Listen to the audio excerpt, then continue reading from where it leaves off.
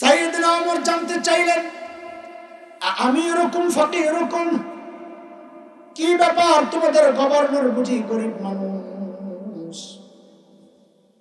হিমসের লোকেরা জবাব দিলেন, বালা আমিরুনা আফকারুনা, আমাদের গভর্নর শুধু গরিব না, হিমসের মধ্যে সবচাইতে গরিব। হযরত ওমর এই কথা শুনে এত খুশি হয়েছেন, সাথে সাথে 1000 স্বর্ণ মুদ্রা প্যাকেট করে দূত মারফত পাঠায়া দিয়েছেন, যাও আমার পক্ষ থেকে আমার সাইদকে এটা হাদিয়া দিয়ে আসো। কত? 1000 স্বর্ণ মুদ্রা মানি বুঝেন কয়েক লাখ টাকা হইল, তাই না? কয়েক কোটি টাকার সম্পদ। এই বিশাল অঙ্কের হাদিয়া নিয়ে যখন দূত হিমসে পৌঁছে, হযরত সাইদ প্যাকেট খুলে যখন দেখলেন এই বিশাল অঙ্কের হাদিয়া তার জন্য, তিনি সাথে সাথে প্যাকেটটাকে ছুঁড়ে মেরে চিৎকার দিয়ে বলে উঠলেন, ইন্না লিল্লাহি ওয়া ইন্না ইলাইহি রাজিউন। কি পড়ছে? হাদিয়া পাইলে ইন্না লিল্লাহ পড়ার কথা না আলহামদুলিল্লাহ? জোরে বলেন, কি পড়ার কথা? আপনারা কি পড়তেন জানি না, আমার ইমানের যে হালত, আমি যদি এমন একটা পোটলা পাইতাম, এইরকম বুকের মধ্যে লইয়া ভিতরে যাইয়া করা লাভ দিলাম খুশিতে, বউরে কইতাম আমি আলহামদুলিল্লাহ পড়ি, তুমিও পড়ো। কিন্তু আল্লাহ নবীর সাহাবী কি করছেন? কি করছেন? এমন ভাবে ইন্না লিল্লাহ পড়ছেন, বউ তো ডরাই গেছে। আল্লাহ রে, মদিনা থেকে দূত আসছে, না জানি কোন দুঃসংবাদ নিয়ে এসে আল্লাহ জানে। সাথে সাথে বিবি জানতে চাইলেন, আকুতিলা উমর ইবনুল খাত্তাব, কি ব্যাপার, সাইয়েদনা ওমর বুঝি শহীদ হয়ে গেছেন, কি খবর আসছে মদিনা থেকে? হযরত সাইদ জবাব দেন, না না না, ওমর শহীদ হন নাই, বরং ঘটনা তার চেয়েও মারাত্মক। বউ তো আরো ডরে গেছে। আবার জানতে চাইলেন, আকুতিলাল মুসলিমুনা ফি মারিকা, তাই কি কোন যুদ্ধে মুসলমান ব্যাপকভাবে শহীদ হয়ে গেল কিনা? হযরত সাইদ জবাব দেন, না না, ঘটনা তাও না, বরং তার চেয়েও মারাত্মক। বউ কয়, শাস্তি বুঝছি, আমার জামাইয়ের কল্লাটা নীতি পাঠাইছে। আরে বলেন না, কি সমস্যা?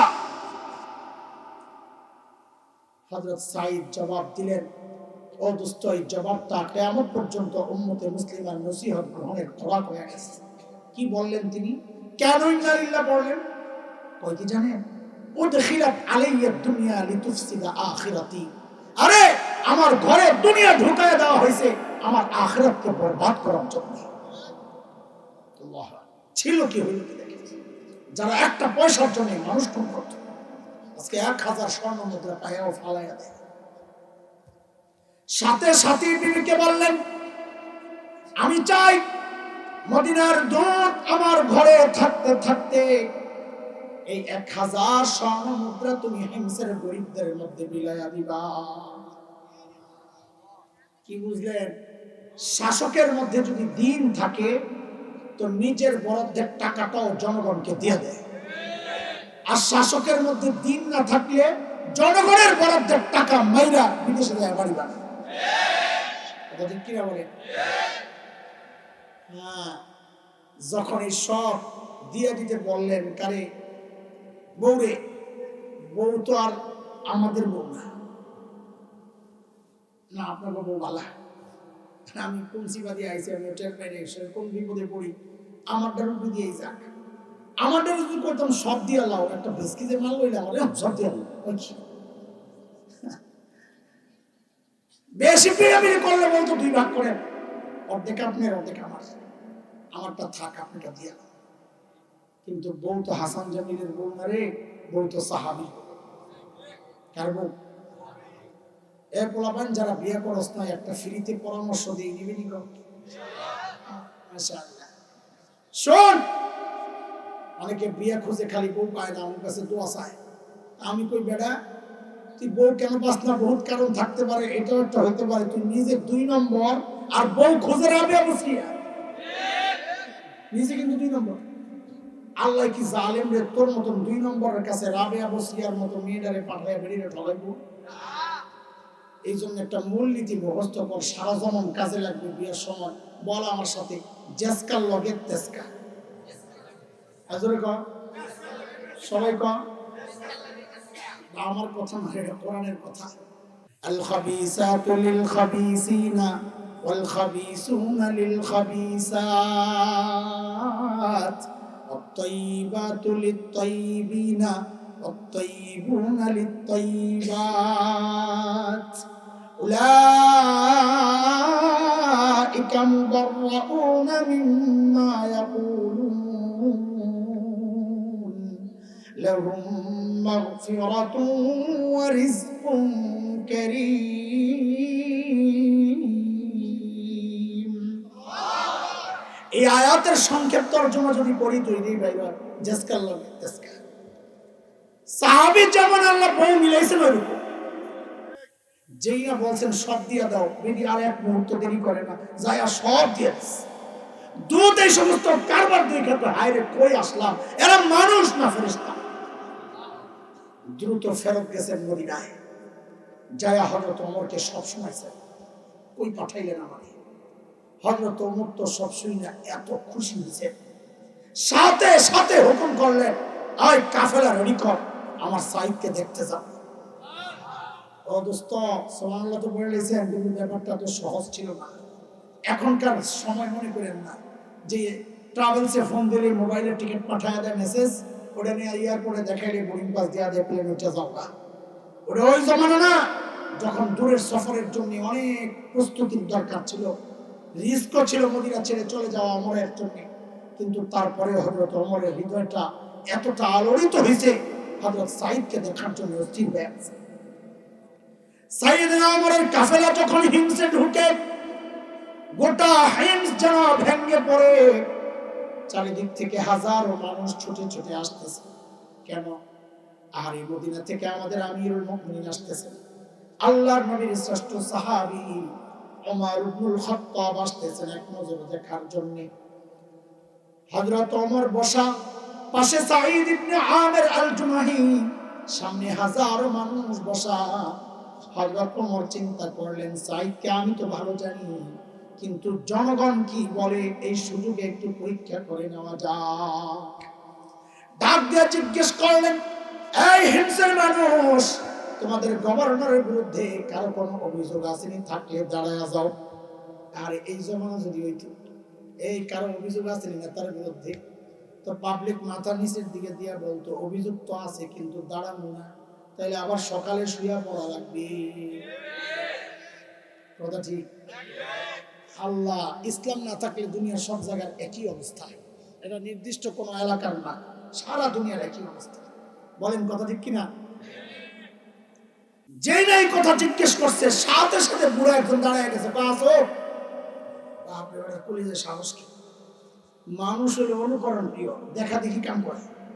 আপনি রাস্তায় দাঁড়ায় গাড়টা ব্যথা করতেছে, এমনি একটু তাকায় দেখেন আসমানের দিকে, দেখবেন পাশে দিয়ে যারা যায় অধিকাংশই দাঁড়ায় দেখবেন কি দেখতেছে। কথা বলে না বলা, যে এক বুড়া দাঁড়ায় গেছে, সাথে সাথে আরো তিনজন। ওমরকে কারবারটা দেখছো, কারে দেখতে এলাম, এর বিরুদ্ধে দিয়ে অভিযোগের চেষ্টা। বলেন বলেন, এক নম্বর আপনার কি সমস্যা, বলেন, দেখেন কি অভিযোগটি দেখ। প্রথম বুড়া দাঁড়ায়, আমিরুল মুমিনিন, আমার গভর্নরের অবস্থা কি হয়েছে? কহে মাসে একদিন অফিসে আয় না। কয়দিন? আর কয়দিনে একদিন? মাসে একদিন। আর আমরা তো সপ্তাহে ছুটি কাটাই দিই। এর মধ্যে 16 ডিসেম্বর পরে গেলে 3 দিন, ফেব্রুয়ারি 21 পরে গেলে আরো 3 দিন, 26 মাস পরে গেলে 3 দিন, আবার ওই যে ডিসেম্বরের শেষ সপ্তাহে একটা 16 দিন আছিল, এই দিনও 3 দিন। কি দিন? বড়দিন। শীতকালে বড়দিন করতে গেলে জানেন, ওরা বড়দিন কয় দেখে তুমি বড়দিন কইবা। আমগো বড়দিন শুক্রবার। কি কর? ওটা হলো 16 দিন, শুক্রবারে কোনো বড়দিন নেই, শুক্রবারে রাত বড়। কথা কয় না, কিছু বুঝে না, না কি বুঝে না কিছু, খোসা খোসা এই খোসা। হ্যাঁ, লিঙ্ক ছুটে গেছে না? শুনেন, বলেন আপনার কি সমস্যা? আমিরুল মুমিনিন মাসে একদিন অফিসে আসে না। হযরত ওমর তো রাগ হয়ে গেছে। সাইদ জবাব দাও, কেন তুমি মাসে একদিন অফিসে আসো না? কাহিনী কি? আহা, আসামির কান গড়ায় ধনী এলাকার গভর্নর, মনে আসেনি? কোন এলাকা? কি হওয়ার কথা? কেমন ধনী? সময়ের সেরা ধনী। যে বড় মুখস্থ করেছে আমাদের কামে লাগে। কোন ধনী? সময়ের সেরা ধনী হওয়ার কথা। অথচ আসামির কান গড়ায় দাঁড়ায় জবাব দিচ্ছেন, কেন মাসে একদিন অফিসে আসে না? বলে কি, আমিরুল মুমিনিন, আপনি তো জানেন আমি গরিব মানুষ। এই যে আমার গায়ে 2 টুকরা কাপড় দেখছেন, একটা লুঙ্গির মতো করে পরা, আরেকটা চাদরের মতো করে জড়ানো। আমিরুল মুমিনিন, আমার না এই 2 টুকরা কাপড় ছাড়া আর কোনো কাপড় নাই। কারে মাসে অফিসে একদিন কেন আসো না? বলে এই 2 টুকরা কাপড় পরতে পরতে দুর্গন্ধ হয়ে যায়, নিজেরও কষ্ট হয়, যারা আসে ওদেরও কষ্ট হয়। তাই মাসে একবার উপরেরটা ধুই, শুকায় গেলে নিচে পড়ি, নিচেরটা ধুয়ে দিই, শুকায় গেলে উপরে জড়াই। এমনটা করতে করতে আমার বেলা অনেক দূর যায়। আমি আসি না এই কথা ভুল। উনি হয়তো সকালে আইসা আমার না পাইয়া ভাবছেন আমি আসি না, আমি আসি একটু দেরি। হযরত ওমর তো বুঝছেন হ্যাঁ অভিযোগের ধরন কি, কিন্তু দাঁড়াইছে না শুনলেও তো পারে না। বলেন 2 নাম্বার আপনার কি সমস্যা? বলেন। ওরে বাপ রে বাপ, 2 নম্বর জনের অভিযোগ তো আরো মারাত্মক। কি কয় কি জানেন? আমিরুল মুমিনিন আমাদের গভর্নরের দিনে তো পাই, রাতে আর পাই না। কি ডিউটি লইছে, আরে রাতেও সময় পাওয়া না। হযরত ওমর তো রাগ হয়ে গেছে। সাইদ জবাব দাও, কেন তোমাকে রাতে পাওয়া যায় না? আল্লাহর নবীর সাহাবী আসামির কান গলায় কাচুমাচু হয়ে জবাব দিচ্ছেন, আমিরুল মুমিনিন, কেন রাতে পাওয়া যায় না? কাসামতু হায়াতি বাইনা রাব্বি ওয়া বাইনা ইবাদি। আমিরুল মুমিনিন জীবনটারে 2টা ভাগ করছি। একটা ভাগ রাতটা আমি আমার মালিককে সময় দিই, আর দিনটা মালিকের বান্দাদেরকে সময় দিই। আরে কাদের কথা শোনাচ্ছি? যারা সফরে গেলে সাথে করে মূর্তি হয়ে যাইতো, যেন পূজা মিস না হয়। আজকে কোরআন পাইয়া, ছোঁয়া পাইয়া, ইসলামের ছায়া তলে এসে সেই মানুষগুলো এখন রাতটা মালিকের জন্য, দিনটা মালিকের বান্দাদের জন্য। আমরা তো ব্যস্ত মানুষ, আমাদের কত কাজ হাতে। এত ব্যস্ত মানুষ আমার মালিকের টাইম দিয়ে কখন? ঠিক না? কি মানুষ কি হয়ে গেছে। এবার ছোট্ট করে একটু আমাকে জবাব দিয়ে ফেলেন, আমি সময় নিব না, দৌড়াইন না, অল্পতে শেষ করবো। একটু ছোট্ট করে জবাব দেন, কথা গুছায় ফেলি আসতে। যে এই যে পরিবর্তনটা ছিল, সবচাইতে খারাপ মানুষ হয়ে গেল সবচাইতে ভালো মানুষ, এই পরিবর্তনটা কিসের ছোঁয়া? সবাই বলেন, আবার বলেন, কোরআনের ছোঁয়া। সবাই বিশ্বাস করেন? যা আচ্ছা,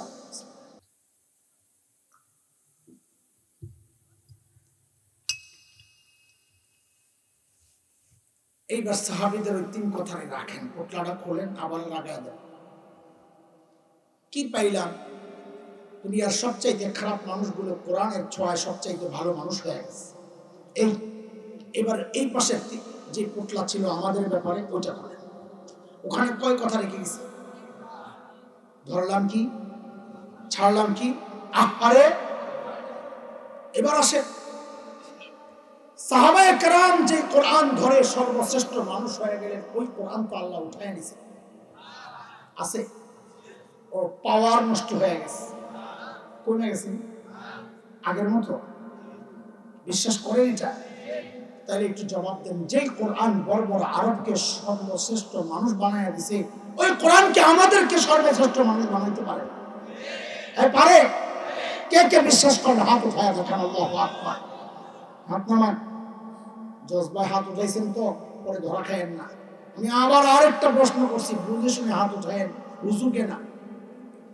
আপনারা আপনাদের সন্তানকে, আপনজনকে শ্রেষ্ঠ মানুষ বানাতে চান? চান? এইটা যে চান শুধু সে হাত উঠান। তার মানে সবাই চান? হাত নামান, হাত নামান।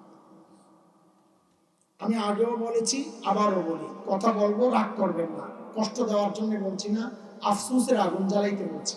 এই যে হাত উঠাইছেন না, এখানে এমন অনেক আছে, চেহারা দেখে আমি বুঝতে পারছি যারা মিথ্যা কথা বলেছেন, সত্য বলেন নাই। আপনি বলবেন, হুজুর আপনি কি গায়েব জানেন নাকি? না, আমি গায়েব জানি করতে গেলে গায়েব শুধু জানেন কি? আমি তো গায়েব করতে জানি। হ্যাঁ, আমি এই সমাজ তো জানি, এই সমাজের মানুষের গতিপথ, তাদের চিন্তা চেতনা, তাদের স্বভাব চরিত্র সম্পর্কে আমি জানি, কারণ আমি এই সমাজেরই মানুষ। এই সমাজের আলো বাতাসে আমার বেড়ে ওঠা, আমি জানি বলি এখানে অনেক আছেন যারা মিথ্যা বলেছে। কেমনি মিথ্যা বললাম তো আমি ধরাইয়া দিচ্ছি। আপনি দেখেন, আপনারা বলেন নাই সন্তানকে সর্বশ্রেষ্ঠ মানুষ বানাতে চান? বলেছেন? বলেছেন? কথা বলেন, বলেছেন? তাই একটু আগে তো আপনারাই বলেছেন যে সর্বশ্রেষ্ঠ বানায় কে? বানায় বলেছিলেন। তাহলে মিলল না তো।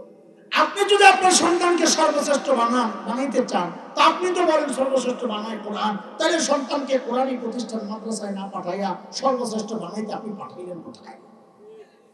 জবাব দেন, জবাব দেন। প্রতিষ্ঠান মাদ্রাসায় পাঠাইয়া দিতেন। কথাটা অনেক রূঢ়, কঠিন, তিতা, কিন্তু চরম বাস্তব কথা। একটু ছোট্ট করে বলেন, দিল থেকে বললেন, আমাদেরকে খুশি করার জন্য বলার দরকার নাই। যাই করছেন ঠকছেন না, দিচ্ছেন। বলতেও খারাপ লাগে না? না বললেও এটাই বাস্তব, আপনারা ঠকেছেন। শুধু আপনারা ঠকেন নাই, সন্তানকে ঠকাইছেন। শুধু ঠকান নাই, জুলুম করেছেন, সন্তানের উপর জুলুম করেছেন যারা সন্তানকে দিন শিখান না। একটু বুঝাইয়া দিয়ে আপনারা কেন ঠকছেন দোস্ত, এটাই বাস্তবতা। আমি দুইটা বেশি লম্বা হয়ে যাবে, এই জন্য দুইটার মধ্যে নিয়ে আসি। দুইটা বাস্তবতায় আপনাদেরকে একটু ধরায়, চোখে আঙ্গুল দিয়ে একটু দেখায়। পত্রিকাওয়ালাদের রিপোর্ট, এটা আমাদের কথা না। উচ্চ শিক্ষার হার যত বাড়ছে, সন্তানের সাথে বাবা মার দূরত্ব তত বাড়ছে। এই কথাটা কি মিথ্যা নাকি?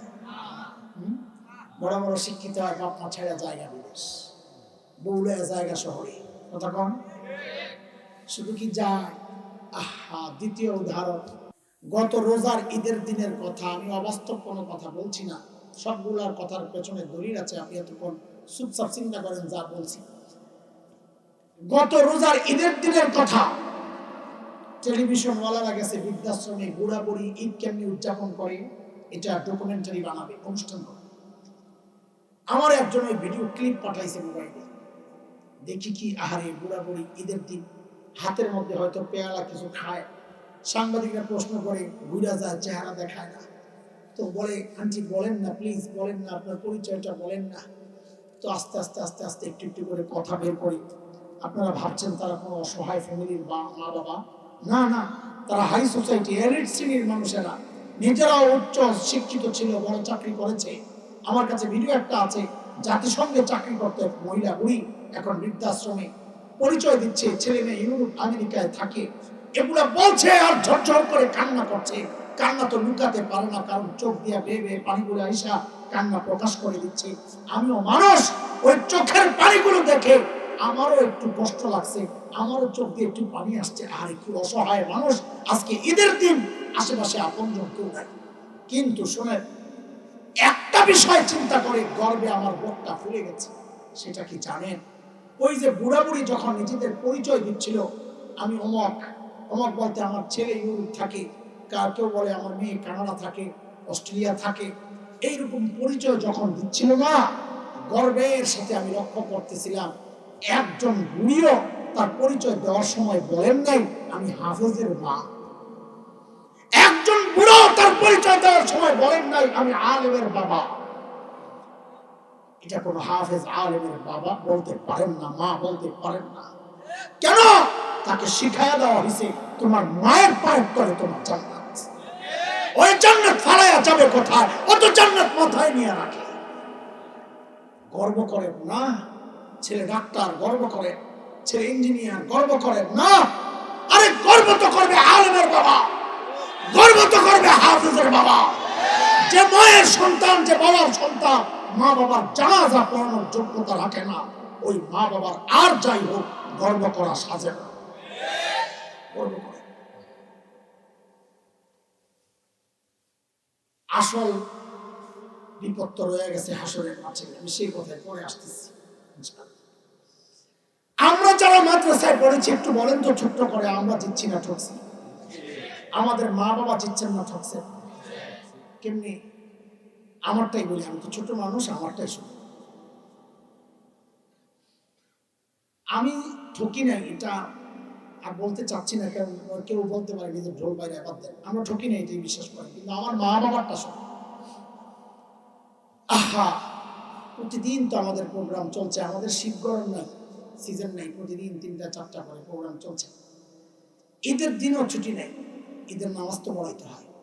আমার মনে পড়ে না আমার এমন কোন দিন যায় যে দিন আমি বলি না রব্বির হামহুমা কামা রাব্বায়ানি সগীরা। আমার মা বাবা দিচ্ছেন না চলছে, আমার দিন শিখাইয়া দিচ্ছেন না চলছে। শুধু তাই না, আমার আলাদা কিছু পাগলামিও আছে। মাঝে মধ্যে দৌড়ে মা বাবার কবরের কাছে যাই কুমিল্লায়, এত ব্যস্ততার মধ্যে জায়গা মাঝে মাঝে। এই যে এই মাসে একবার গেছি, আরেকবার যাওয়ার নিয়ত আছে 3-4 দিনের মধ্যে ইনশাআল্লাহ। কি করি, যায়া কবর জিয়ারত করি সুন্নত তরিকায়, তারপরে যে খামটা করি, মা বাবার দুইজনের কবর পাশাপাশি, দুইজনের ঠিক মাথার মাঝখানে যায়া বসি। এখন তো চাইলে আর মাথায় একটু তেল লাগাইয়া দিতে পারবো না, এখন তো চাইলে আর একটু পাগুলার টিপা দিতে পারবো না, এই কনকনে শীতের মধ্যে চাইলেই তো একটা কম্বল পাঠিয়ে দিতে পারবো না। আমি যা পারি তাই করি, সেটা হচ্ছে কিছুক্ষণ বসে বসে কোরআন আল কারীমের তিলাওয়াত করি। তিলাওয়াত কইরা ওঠার সময় শুধু আল্লাহকে বলি, আল্লাহ এই যে তিলাওয়াত করলাম না, এই মানুষগুলো মুসিলা আল্লাহ, তারা কোরআন শিখেছে তাই করছে। আল্লাহ দুনিয়া থেকে যাওয়ার সময় যারা আমাকে তোমার সাথে জুড়ে দিয়ে গেছে, আল্লাহ আজকে তারা যেন তোমার রহমত থেকে বিচ্ছিন্ন না হয়ে যায়। রব্বির হামহুমা কামা রাব্বায়ানি সগীরা। বলেন এবার দিন থেকে আমার মা বাবা দিচ্ছেন। যারা সন্তানকে দিন শেখান নাই, এখন তো বাহাদুরি করেন, গর্ব করেন, নিজের ক্যারিয়ার শেষ করেছেন, সন্তানের একটা ক্যারিয়ার চিন্তা করে, অথচ এই সন্তান কিন্তু জুলুমের বদলা নিবে। হাসরের মাঠে ঠিকই ও আল্লাহর আদালতে দাঁড়াইয়া বলবে, আল্লাহ সূরা আহজাবে আসছে, কি বলবে কোরআনে আল্লাহ জানাইয়া দিয়েছেন কি, রব্বানা ইন্না আতানা সাদাতানা ওয়া কুবারানা ফাআদাল্লুনা السبيلا ربنا آتهم ضعفين من العذاب والعنهم لعنا كبيرا। والله আমার বাবা মা, আমার বড় ভাই, আমার নেতা, আমার লিডার, আমি তাদের অনুসরণ করেছি, তাদের অধীনস্থ ছিলাম। আল্লাহ তারা আমাকে পথভ্রষ্ট করেছে, আজকে আমি এর বিনিময়ে ডাবল শাস্তি চাই। কি শাস্তি? বলে ডাবল কেন? তাফসীর পরে বুঝেন, আগে এমনি বুঝেন। বলে আমার খাওয়ানোর দায়িত্ব ছিল, খাওয়ায় নাই, এক অপরাধ। বিষ খাওয়াইছে, আরেক অপরাধ। এবার তাফসীর বুঝেন। আমাকে দিন শেখানোর দায়িত্ব ছিল, শেখায় নাই, এক অপরাধ। বদ্দিনই শিখায়া আমার নাস্তিকতার দিকে ঠেলে দিয়েছে, আরেক অপরাধ। আল্লাহ এই দুই অপরাধের কারণে আজকে আমি আমার এই মুরব্বীদের ডাবল শাস্তি চাই। আপনি তো রহমান রহিম, আপনার তো অনেক মায়া, বান্দার করুণ চেহারা দেখলে আপনার মায়া লাগতে পারে। আজকের এই দিনে আমি কোনো মায়া প্রত্যাশা করি না। ওরা আমার দুনিয়ায় জুলুম করেছে, ঠকাইছে, আজকে আমি চাই ওদের ডাবল শাস্তি। ওয়াল আনহুম লা'নান কাবীরা। আজকে কোনো মায়া চাই না, আপনি ওদেরকে আপনার রহমত থেকে দূরে দূরে সরাইয়া দেন। সন্তান যেখানে দোয়া করার কথা, রব্বির হামহুমা কামা রাব্বায়ানি সগীরা, সেই সন্তান বলতেছে ওয়াল আনহুম লা'নান কাবীরা, আল্লাহ এদেরকে রহমত থেকে দূরে সরাইয়া দেন। নাউযুবিল্লাহ মিন যালিক। এরপরেও যদি আপনাদের বুঝ না আসে, এরপরেও যদি সন্তানের ওই ক্যারিয়ার চিন্তা করেন, এরপরেও যদি দুনিয়ায় ওই গাড়ি বাড়িওয়ালার চিন্তা করেন, আমাদের বলার কিচ্ছু নাই। আমাদের যতটুকু সম্ভব আপনাদেরকে বুঝাইয়া দিয়ে গেছি। সিদ্ধান্ত আপনাদের, সিদ্ধান্ত আপনাদের। দুনিয়ায়ও ঠকবেন না, মনে রেখেন। আমাদের মা বাবারা দুনিয়ায়ও ঠকেন নাই, আমরা দুনিয়ায়ও ঠকি নাই, ঠকবো না আখিরাত ইনশাআল্লাহ। দিন শিখা কেউ দুনিয়ায়ও ঠকে না, আখিরাতেও ঠকবে না ইনশাআল্লাহ। দিন শিখা কেউ দুনিয়ায় মা বাবা পেরেশান হয় না, আখিরাতেও পেরেশান হবে না ইনশাআল্লাহ। আপনাদের কাছে আমাদের ছোট্ট করে একটা অনুরোধ, 5টা ওয়াদা দিয়া যান। আমার কথা শেষ। এই কয় কথা বলে থাকে, পড়া মুখস্থ শুনে কয় কথা, সাহাবীদেরকে নিয়ে কয় কথা, বলো বলো। 1 নম্বর, আগে কয় হইল কি, আগে ছিল কি, কয় এলো মাঝখানে মাশাআল্লাহ পোটলা কিটু লাগা। এবার এই পাশের পোটলা কর।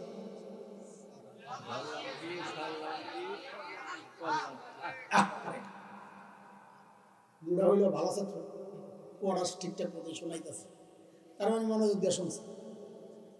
তোরা কি করছিস? যাই হোক, দুইটা পোটলা দিলাম আজকে, নিয়ে বাদ যান, কিন্তু যাওয়ার আগে একটা গাঁটটি মাথায় লয়ে যান। দুই পকেটে দুই পোটলা ঢুকে গেছে, হাত খালি মাথা খালি না, কেমন দেখা যায়? 5টা ওয়াদা দিয়ে দিই, ওয়াদার গাঁটটি মাথায় লয়ে যান। কয় ওয়াদা? ইনশাআল্লাহ বলেন আমার সাথে। থাক থাক, পরিশ্রম করেন না। আরে আপনার হালতে ছেড়ে দেন, ওর যেদিকে যাইতে ছেড়ে দেন, ওরে ডিস্টার্ব করে। ঠিক আছে, 1 নম্বর বলেন সবাই শুদ্ধ কোরআন শিখবো ইনশাআল্লাহ। কারণ অনেক বুড়া আছে মনে মনে চিন্তা করতেছে কি বাপ আমি তো পারি। বাজান আপনি যে কি পারেন, আমি মাদ্রাসার পোলাপানের সামনে এসে একটু করে দেখেন, দেখবেন ওরা হাসতে হাসতে গড়াগড়ি খায়। কারণ আপনার পাড়া তো হলো লেইলাফে পড়েছে। কি কি লেইলাফে পড়েছে? এই লাফি সুবহানাল্লাহ। আগে যা পড়ছেন ভুল পড়ছেন। এখন আলহামদুলিল্লাহ বাংলাদেশের জন্য সবচেয়ে গৌরবের জায়গা হচ্ছে এই শুদ্ধ কোরআন। সারা দুনিয়ার মধ্যে আমাদের ছেলেরা সেরা তেলাওয়াত করে, সারা দুনিয়ার মধ্যে। আপনারা তো কত কিছু দেখানাম করি, কিন্তু সারা দুনিয়ার মধ্যে ফেভারিট বাংলাদেশের অন্য কোনো আইটেম নাই কোরআন হেফজ ছাড়া। একটা জায়গায় সারা দুনিয়ার মধ্যে বাংলাদেশের প্রতিযোগীরা ফেভারিট প্রতিযোগী।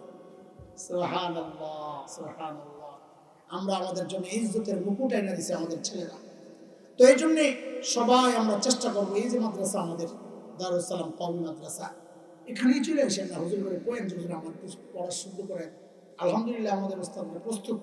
বাংলাদেশে যে কোনো জায়গায় যাইবেন আপনি, আপনার জন্য এই খ্যাতমত করতে ওলামায়ে কেরাম প্রস্তুত আছে আলহামদুলিল্লাহ। তো 1 নম্বর ওয়াদা দেন শুদ্ধ কোরআন শিখবেন ইনশাআল্লাহ।